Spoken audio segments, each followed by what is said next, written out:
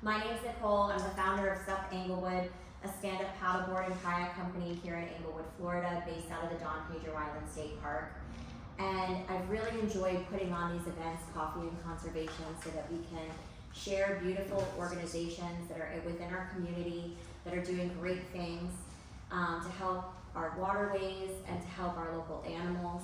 So Lemon Bay Conservancy does so many things. I can't even go over the full list. I'm gonna let them talk to you more about it, but from land conservancy to, restoration of habitats to, supporting, I mean, even we had Bonefish and Turpin Trust here, they're supporting Lemon Lake, which is so critical to those habitats. So they are just involved in so many different facets here in Lemon Bay and in Englewood. And we're really excited to have them here so that they can speak to you more about some of their restoration efforts. So clams and oysters are extremely beneficial to our local waterways, and I'm just so grateful that we can all come together for a common goal here, which is education for the purpose of conservation in our local area. So I've grown up here, and just like Captain Van Hubbard here, we are seeing some changes out in our waterways, and so we're really excited to share some information with you all so that way we can make some positive changes. So without further ado, I'd like to go ahead and introduce Diane to take the floor so that she can give us a wonderful presentation here for Lemon Bay Conservancy. Thank you, Diane. So good morning. My name is Diane Paul, and I am one of the board members for the Lemon Bay Conservancy. We have been around since 1971. And first, this is what we're going to go over today. We're going to first do a quick overview of the Conservancy, our mission statement, our land-based initiatives, and our water-based initiatives, so you get a flavor for what we do. And then we're going to go over the clams and oysters, which is why we're here today. We're going to go over their life cycle and the benefits that they provide to us. And then when we're talking about water quality, we always want to talk about nitrogen, excess nitrogen, and also the importance of nitrogen. And then we're going to end up with a call to action. So let's get started. And if you have any questions, just please raise your hand and jump in, because if we're talking about nitrogen, you don't want to try to remember that like 6 slides later. So this is our mission statement. Lemon Bay Conservancy works to protect the wildlife and natural habitats of Lemon Bay, Gasparilla Sound, and their watersheds through land preservation and restoration, water quality initiatives, environmental education, and advocacy for sustainable conservation policies. And this gorgeous picture was taken by one of our board members, who is just such an amazing photographer. So these are our land-based initiatives. We maintain the preserve and Gasparilla pines for the benefit of members in their communities. This was a former golf course. It was an 80-acre golf course that we converted back into a totally natural setting. And if you've never been out there, I mean, how many people have been out to our preserve? Awesome. It's really beautiful. We have a lot of stuff out there, and it's just a really nice, peaceful place. And on that preserve, we do guided bird walks and nature walks. We also participate in Charlotte County's Healthy Ponds program, where we go out and we monitor the water quality once a month, and then that goes off for analysis so that they can check and see how the water is doing. How is the nitrogen, how's the dissolved oxygen, all of that stuff that relates to water. We also have a really good tarpon research program where once a month just during like November to April, we go out and we do a tarpon pull, and they measure the tarpon. And this year, FWC is in there, and they are tagging the tarpon. So they put little monitors coming out of Lemon Creek going into the bay, so that when those tarpon leave the preserve, that they know they've gone, and they've checked, they can find them.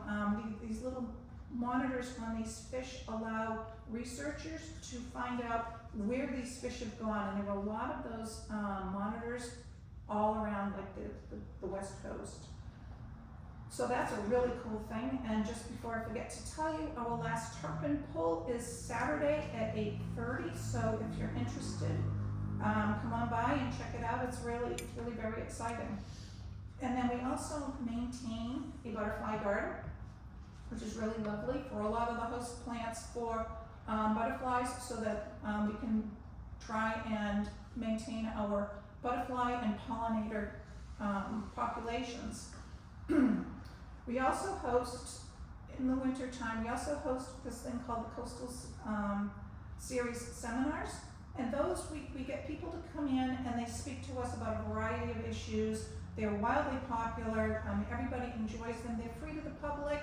We have wine and cheese, and it's really a nice evening. And we learn so much from some of these really well-educated people that are coming to talk with us. And then we also do land conservation easements and ownership. So we are interested in environmentally sensitive land. So we have properties out on like Thornton Key where we own those, where we are not going to develop them. We are saving, we use those are strictly for conservation. And then this is the Baywatch Committee Initiatives, which is actually the program that I oversee. And we have our vertical oyster gardens. So how many people have heard about our vertical oyster gardens?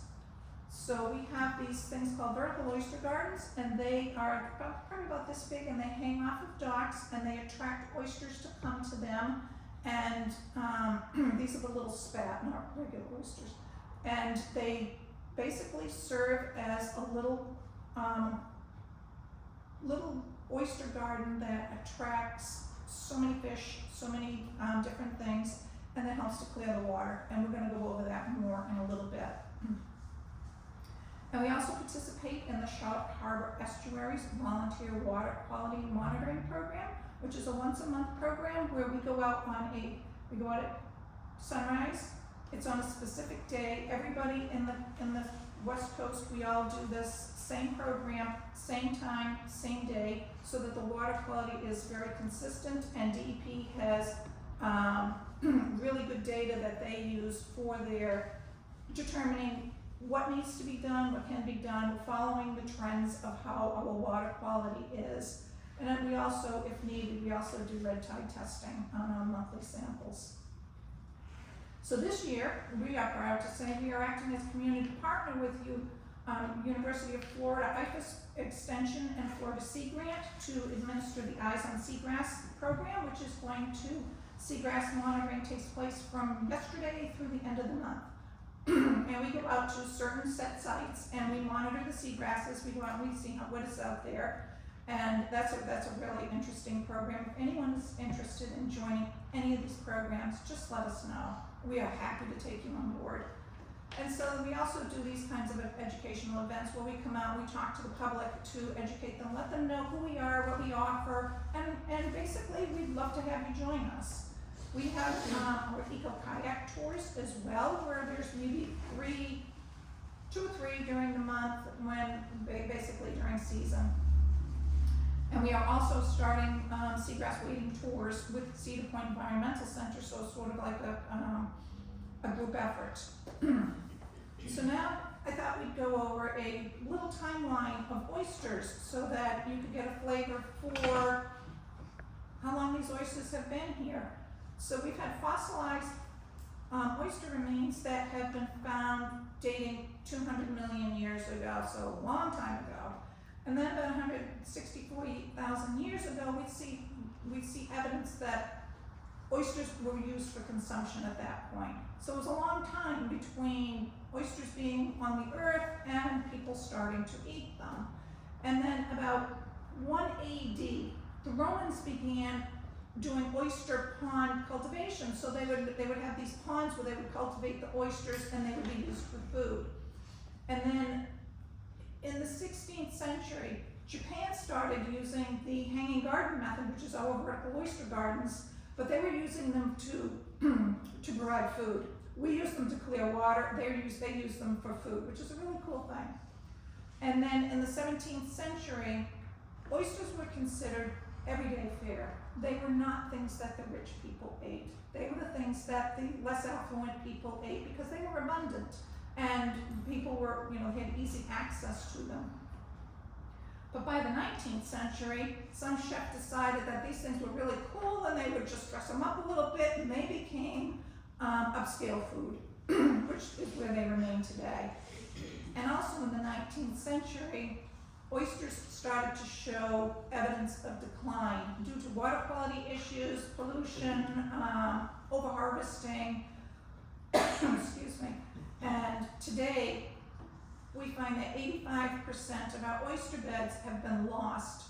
This is worldwide, oyster beds have been lost to overharvesting, disease, and habitat loss.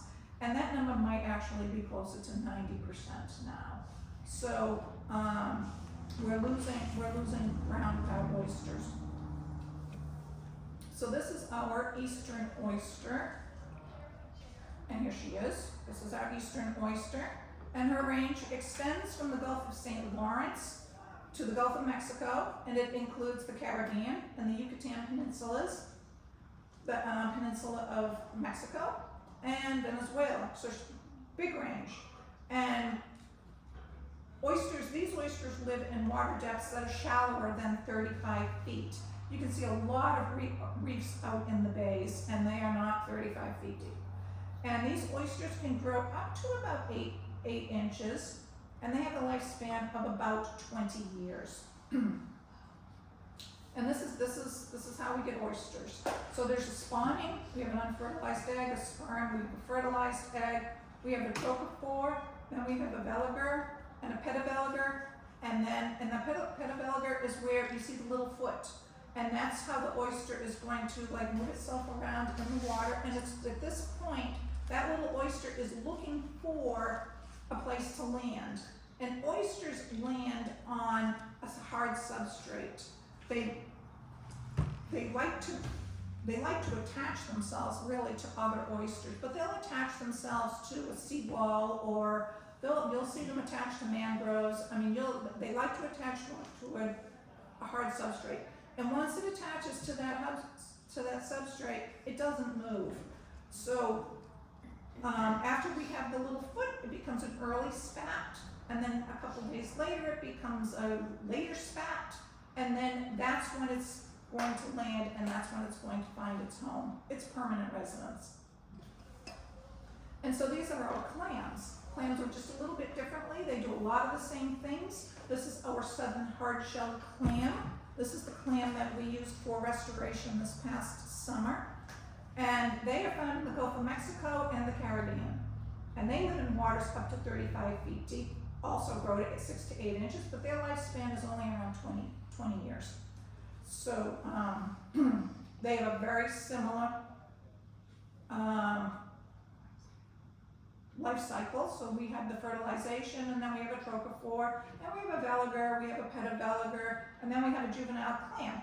And once it becomes a juvenile clam, the little guy just, his little foot, his little siphons, he just digs himself into the sand.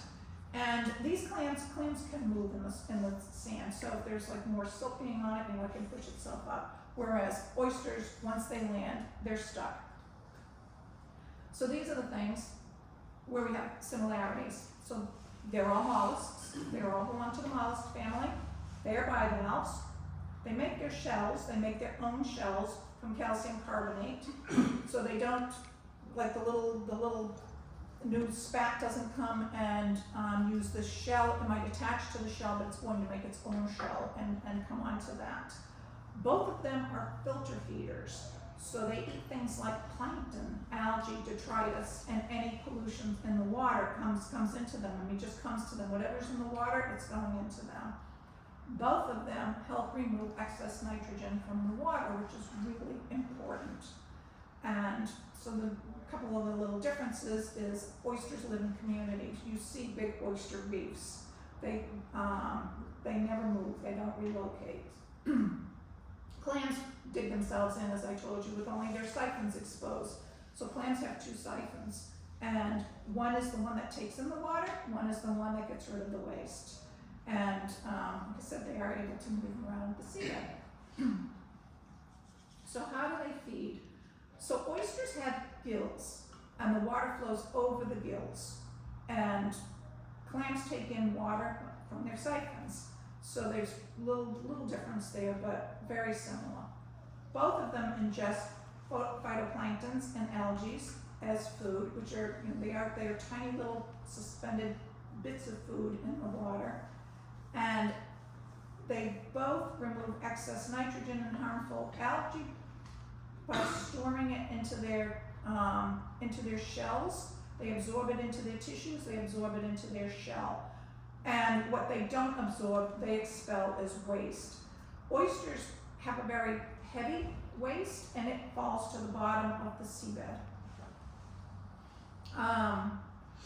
The waste from clams is very helpful to seagrasses because seagrasses use that waste as fertilizers. So they have a good relationship with seagrasses, which is another really critically important asset that we have in this area.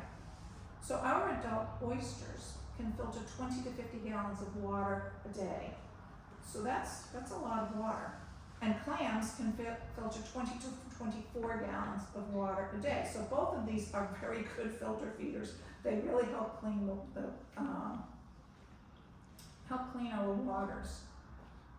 So in the process of feeding, as I told you, we're going to assimilate this stuff into our tissues, and when the oyster dies, then it decomposes and it kind of goes back into the environment. The only way that nitrogen is fully removed from the water is if the shell is removed from the water. So basically if it's harvested. So I already told you we have biodeposits, they sink to the bottom, and but in our reef system, these biodeposits sink into the reef, more oysters come on top of them, and so basically it's serving as a sink for all of the nitrogens and waste that is in our water system. So our reefs are extremely important to our maintaining clean water. So let's briefly go over nitrogen, and this is a high-level view of nitrogen because this is really complicated. Nitrogen is what makes your sky look blue. It's a natural thing. It's very necessary to our survival as human beings. It's very necessary to the survival of the earth, even if we didn't have people on the earth. Nitrogen is a key component in our amino acids, which are the building blocks of proteins, which we all need. It's a major component of chlorophyll, which helps plants to use sunlight to make food. Your human body relies on nitrogen to regulate your blood pressure. Nitrogen also in the atmosphere helps to dilute oxygen in the atmosphere, which prevents burning at the Earth's surface. So, and in the soil, nitrogen helps convert atmospheric nitrogen into ammonia, nitrates, and nitrites, which plants use to grow. So everybody depends on nitrogen. The problem is we have too much. So we have excess nitrogen in our bays, and that is the limiting factor in water quality. So this excess nitrogen causes a lot of different things. So, but our main sources of this excess nitrogen are from us as humans. We use an excessive amount of nitrogen-rich fertilizers on our agricultural crops. We discharge water or partially treated water, which contains a lot of nitrogen. So a lot of that reclaimed water that we use to water our lawns in our communities has a lot of nitrogen in it. We still burn fossil fuels, and we have a lot of urban runoff, which is only natural because we have our populations are growing, especially around the coasts, so we have more waste. But we have, in that runoff, we have pet waste, we have lawn fertilizers, and we have other household chemicals, which, you know, you may say, oh, but I live inland, I'm not affecting the bay. Eventually, everything goes to the bay. Eventually, it hits a canal, it goes into the water system. It's all goes into the bay. Everything, every one of us does goes into the bay.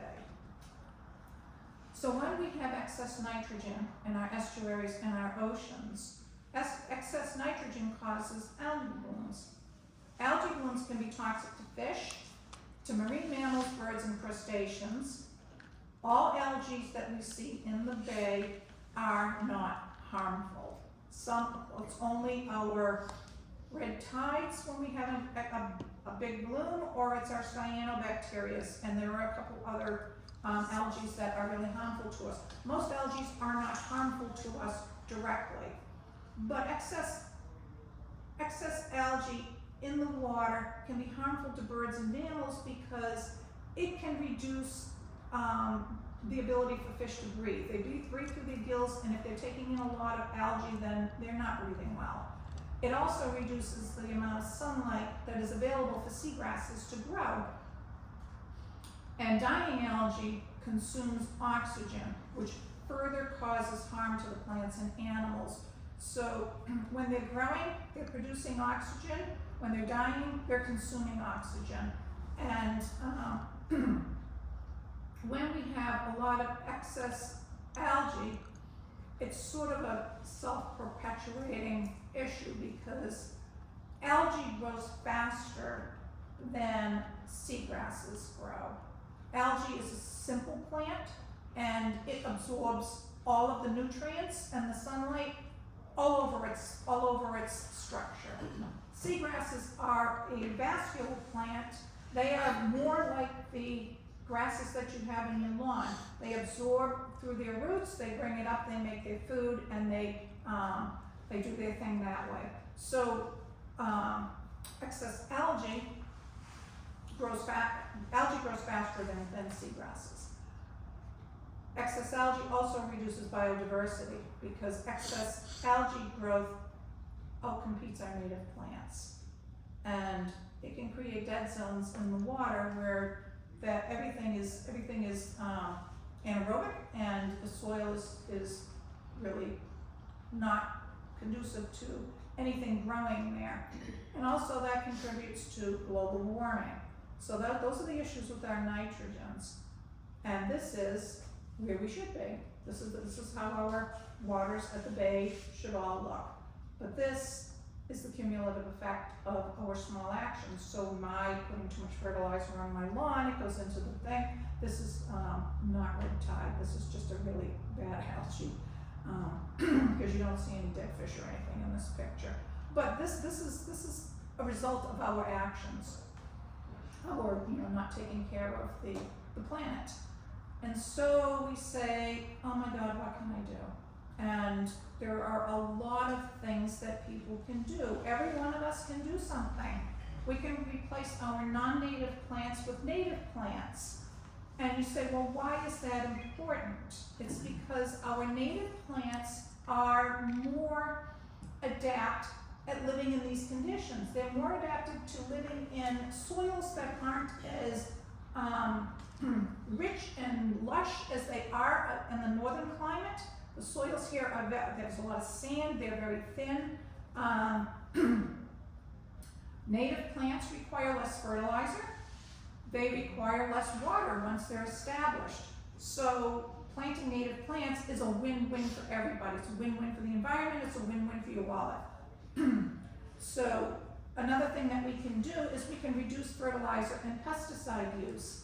So a lot of us think, oh my God, I want my plants to grow, so I'm gonna go out there and I'm just gonna spread some fertilizer, but a little is good, but a lot might be better. That isn't true when it comes to fertilizers.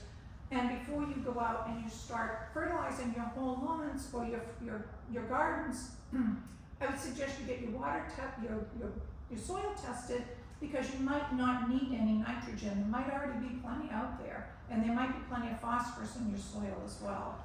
So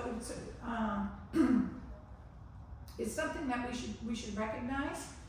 And just a little tip, if you're a gardener, you don't want to feed your plants, you want to amend your soils. So when you amend your soils, your plants have the ability to take up all those all those nutrients that are in the soil and all the things that plants need, and they grow much better. Plants, by the way, do not need food, they make their own food. Go ahead. And we want to be careful not to overwater when we fertilize, so it goes below the root system and goes into our back into our waters, adding more pollution. Absolutely correct. Yes, thank you. Absolutely right. So we also want to think about reducing or eliminating our lawn irrigation. So we all want that beautiful, lovely lawn. but that beautiful, lovely lawn comes at a cost, and it's a big cost. The other thing that we need to do is to properly maintain our septic systems so that we're not leaching waste into our water systems. And if we should use a car wash, but if a car wash is not available to us, then try to wash your car on the lawn, so at least the soaps and the dirt coming off your car can somehow sink down in and percolate through the soils rather than going right off into the canals and the bays. Another thing that is really, really important, and this doesn't sound like it's going to help the water, but it does, is we can pick up trash. Pick up trash that you see in your neighborhood, on the roads, because eventually, as I told you, it all goes to the water. And when it goes into the water, it may take years to decompose or, break down, but our fish, our marine animals, they're picking up this trash, they're getting caught in this trash, and that really is not fair. I mean, it really is not fair. And you can support things like the advanced wastewater treatment facilities, so when they come around and say, hey, we need to upgrade our septic, our sewer management things, we can all say, God, I hate to pay for that, but it is a necessary evil. And the other thing that you can do is you can support your local conservation groups, both financially and by volunteering. All of your not-for-profits are looking for volunteers. We all love to have you come out, and if you come out, we will put you, especially at the preserve, because we have so many different areas where you could volunteer. There's something for everybody at the preserve. And if working in the yard and working in the gardens is not your thing, or working in the water is not your thing, but you are really good with, say, emails or, websites and, computer things and office things, you'd be welcome. You'd be more than welcome. So, I'm gonna ask you, have I inspired any of you to do at least one thing to help the environment today? Yes. Mm-hmm. Yay. Then Yeah. this is all good. So I thank